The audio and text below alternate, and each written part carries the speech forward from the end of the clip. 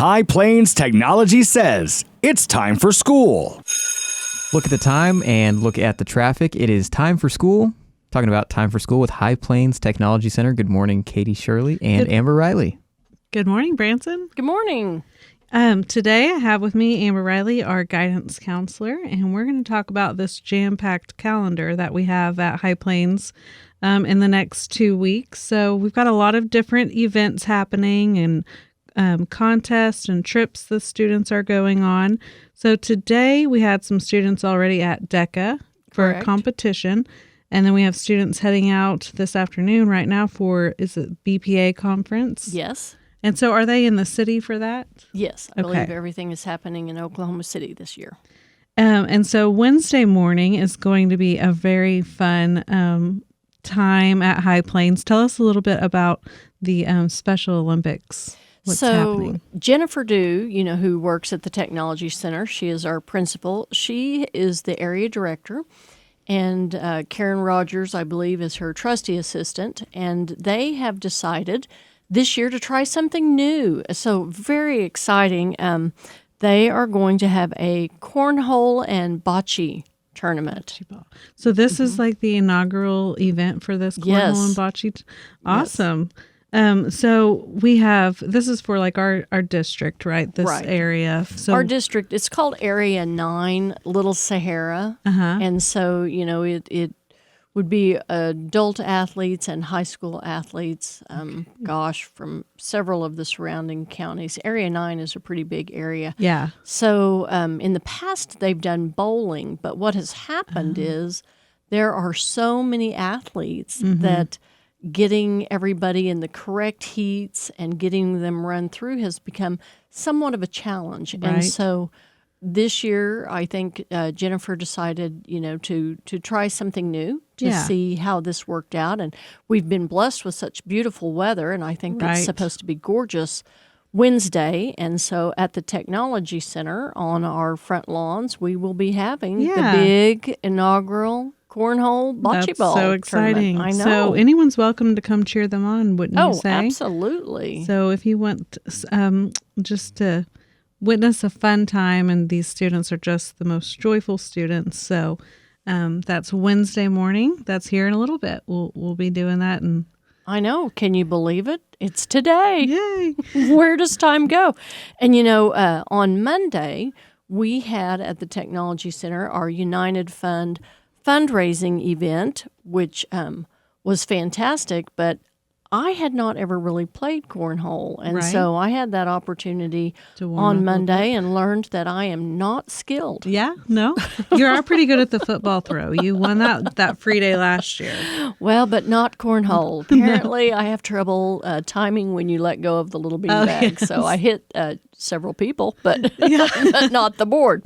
Yeah, that was a very fun fundraiser. And Andrew Smith, Anita Lara, and Vonda Smith, I believe, are our three. Did I miss any one of the three? They were the three main crew that pull that together. So I'm going to share the numbers of what we raised here, probably on next week's show. So we'll see what that ended up to be after the silent auction, and then we paid for lunch and those football throw, cornhole, and we did turkey bowling this year. So that was Turkey bowling was interesting. I really thought I had a shot at that, but turns out no, not good at that either. That one either. But it was a great time. It was a great time. So we also have coming up, talking about our CTSOs, which stand for Career Tech Student Organizations. So, DECA and BMITE and all of these different groups are participating in their activities. We also have our Skills USA fall conference coming up. So, that'll be tomorrow. And then Paik who is our construction instructor, Paik Carlson, will be doing a leadership conference. Right. So, there's just stuff going on. And then HOSA constantly. Also is in here too, right? Yes. So HOSA. Our practical nursing and our health career students participate in HOSA. It's the Future Health Professionals of America. So they've got their conference. And then also we had some students run for state, and I've heard back we have one that's able to move on to the final round for sure. And that's in Skills USA. So is that this week that she will go and have her? I believe so. Okay. The big competition. Yeah. So being elected as a state officer is extremely difficult, and it is a very prestigious honor. Yes. And we've been so fortunate at the Yeah, Technology we're on a good Center run here. to have several. I think it's 8 or so. It could I be believe more. so, which but- is very unusual. I Right. wonder if any other tech center has had that many. I know. We'll have to. I bet not. I'm just going to make that up and say no, they haven't. Yeah, that sounds good to me. So, Okay. yeah. So now next week on the 24th, we have our big college career day Yes. where we will have approximately 300 students from all of our area partner schools, mainly seniors. Some schools will bring Send their their juniors, but we will have about, I think on the list right now, I have 25 college representatives Okay. and career techs Career. who will be there for these students to visit with their representatives to find out more specific details about the educational entity. So, if you're considering going to OU or OSU, they will have a representative there to talk to the students about tuition and how the hours work and transfer hours and things like that. So we have 25, I believe, right now, Wow. different educational entities that will be Okay. represented. So that'll be a fun day. Yeah, that'll be a busy morning. So that's Mm-hmm. Monday morning, college/career day. Yes, Okay. college/career day. And then we have our attendance challenge on the 25th.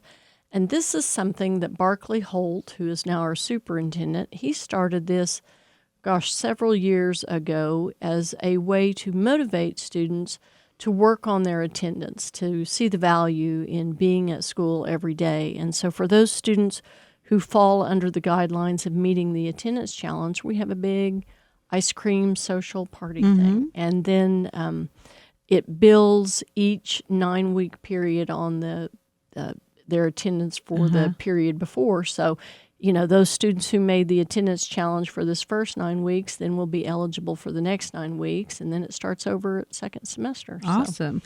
And Yeah. then those students at the very end of the year, tell everybody a little bit about on the awards day what that final award is.